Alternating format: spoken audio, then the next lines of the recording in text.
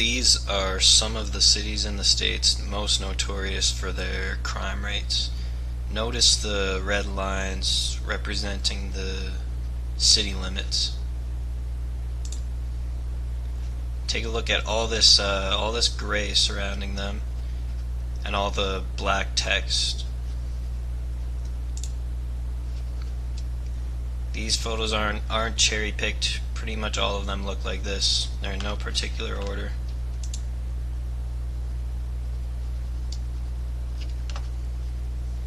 Now, look at the cities in Western Canada known for the same thing.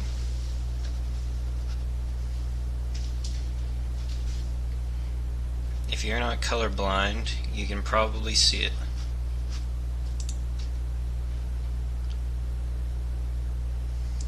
These are not cherry-picked either. Pretty well all of them look like this. The only exceptions being Vancouver, Victoria.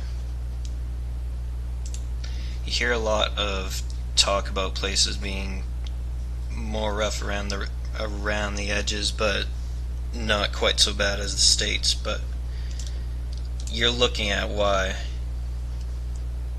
It's the city limits. So I got to thinking, what if these cities developed in the same way with city limits more comparable to the States? And this is what I came up with. Everything here in blue, these are former towns.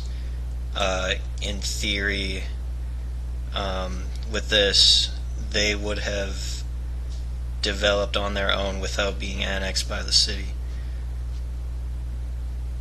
These ones might not be what they'd really look like, but it doesn't matter. What's important is this. This is what Edmonton would look like.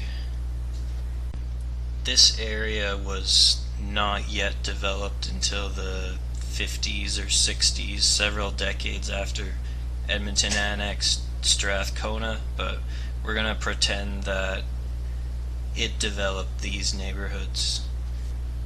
And then I'm less familiar with Winnipeg, but I read that all of these were separate cities or separate counties until the 1970s, and this was the old city proper before. I used the city police's community safety data portals and counted all the instances in the aforementioned areas. Then I copied a Wikipedia chart onto a spreadsheet. These are the 100 largest cities in the US and their crime rates. And I recorded the data on the bottom. Now, am I kind of manipulating data, not manipulating, but showing a specific area with a goal in mind for what I want to see? Yes, but it's a very realistic scenario. I also keep in mind the population figures I had were outdated, mostly from 2014. I found the growth rate was around 2.8% in the whole city, but I understand that's mostly on the fringes, on the outskirts, so I assumed that the inner city growth rate would be around 1%, which is just an educated guess. And for Winnipeg, my source, mostly areavibes.com, was where I could find neighborhood population figures. Didn't have a date, so I assumed they're up to date, but not sure about that. So these are the figures I got. Already here you can see total crime numbers per 100,000. We're getting almost 7,000 and almost 12,000, and I was as surprised as you may be. But let's sort this chart.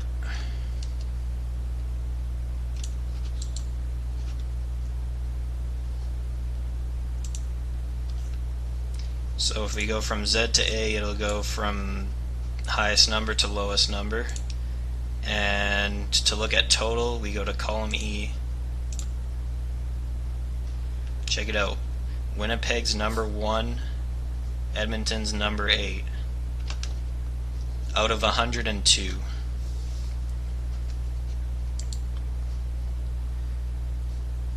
The homicide rates are not quite so high, so that's a relief.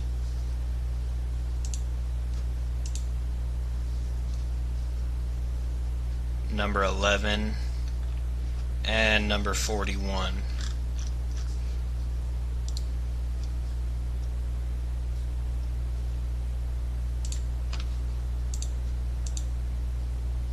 Sort for violent crime on column J. We got number 1 and number 9. These are the rankings in every category. Winnipeg is number 1 for 4 out of 8 categories and number 1 in total. Edmonton's number 8 in total, and in only one of them is it past the average. There's 102 cities here. Note the population figures are a considerably small percent of the metro population. Edmonton's coming up on 1.6 million, and this is only 180,000.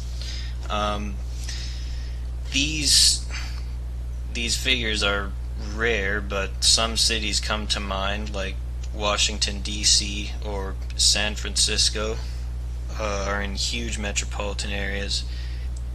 I challenge anybody to fact check this, but even if there's any small discrepancies, the main point, the fact remains that the only reason these cities are not in this high category is because of the city limits. I made this video in hopes of slowing the gentrification going on as the rest of the country has gone to hell. So yeah, you heard it here first, folks.